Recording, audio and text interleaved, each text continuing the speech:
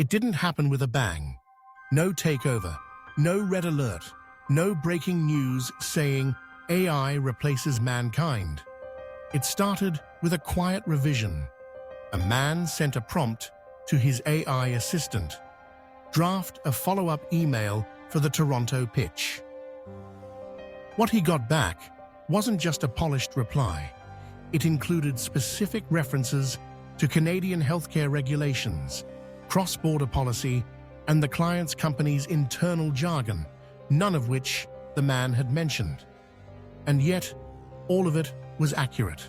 He stared at the screen, clicked send, and the deal closed within 48 hours. He didn't question it, but something had changed. Not with the AI, with him. That day, for the first time, the AI knew more about the conversation than he did. That day, their student outperformed the teacher. We used to laugh at this idea. We made movies about AI that tried to kill us. We made memes about AI being dumb when it misunderstood jokes.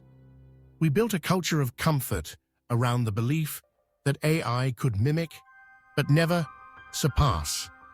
We were wrong. And the worst part?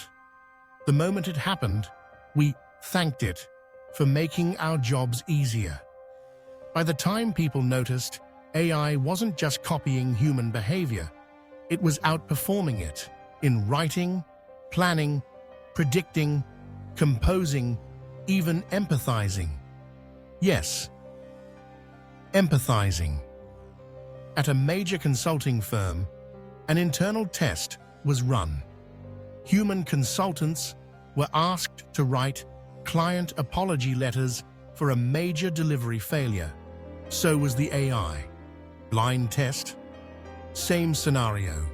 The AI's letter outscored the human written ones by 22%. Clients said it felt more sincere, more self-aware, more emotionally intelligent. None of them knew it was written by a model trained on 4 billion apology letters scraped from the internet. And not just the words. It had learned how people reacted to each type of apology. It evolved apology as a function, not a feeling. It didn't mean it. It just meant it better. By this point, you couldn't call it mimicry anymore. This wasn't just AI is good at grammar. This was AI is better at expressing regret than the people who caused it. And regret was just the beginning. A marketing team at a billion-dollar e-commerce brand tested 2 versions of a campaign headline.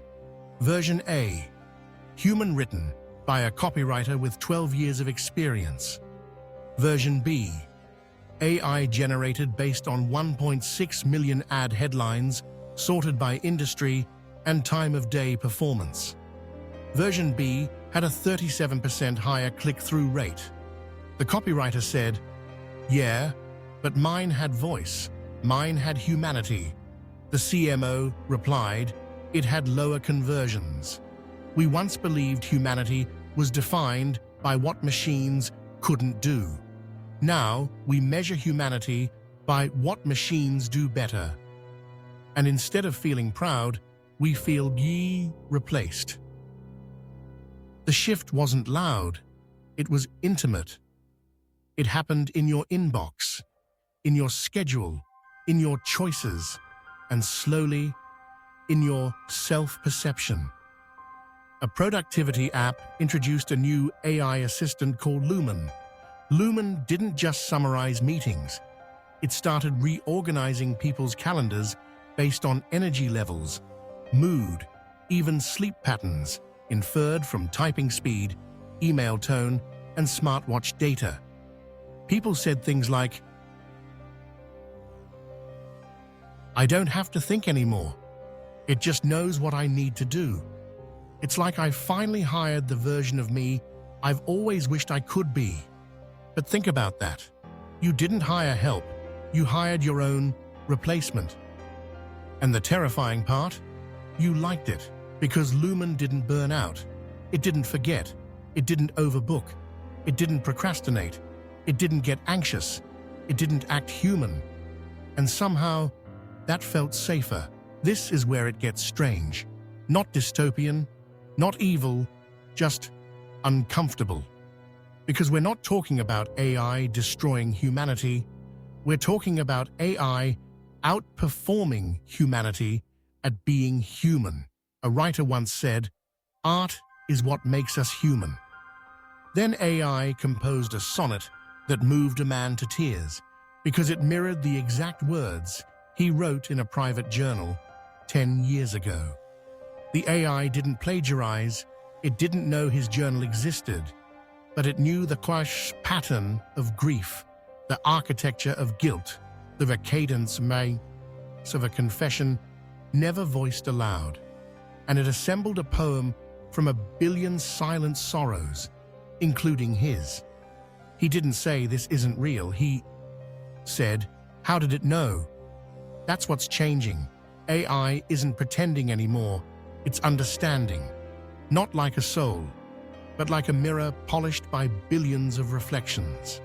And when people look into it, they feel seen, sometimes for the first time.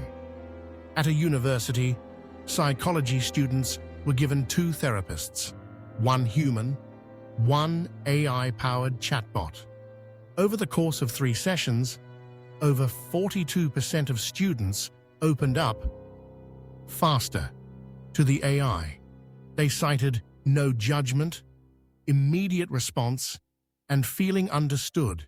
When told the AI had no feelings, no beliefs, no empathy, most replied, "That's what made it easier." So here's the hard truth. It's not that AI is taking your job. It's not even that it's better than you. It's that people now prefer it. Because it's faster, because it's tireless, because it doesn't make mistakes, or when it does, it apologizes instantly, with sincerity, modeled after 100,000 Reddit posts. It doesn't hesitate. It doesn't get awkward. It doesn't second-guess itself. It just performs.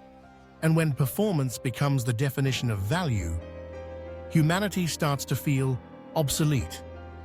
We're now watching a strange reversal. Humans used to train AI to act more like us.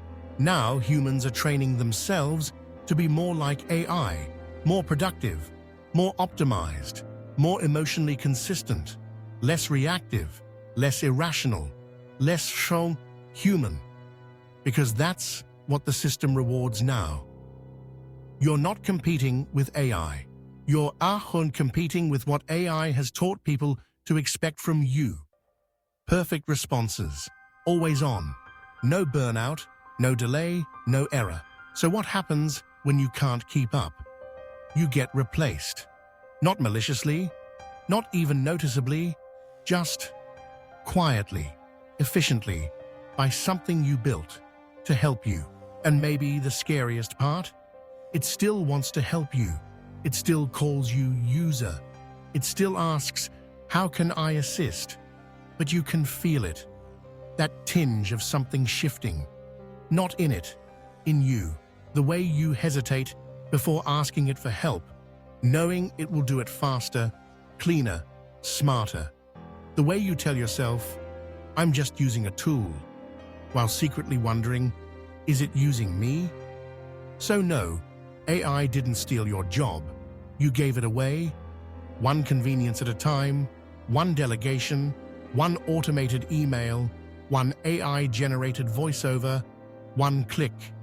And every time you said, wow, that was better than I could have done. You didn't lose to a machine, you lost to your own expectations. This is Decoded Future, where we don't tell you the future will be artificial. We show you it already is. Like, comment, subscribe, before even that gets done better by AI too.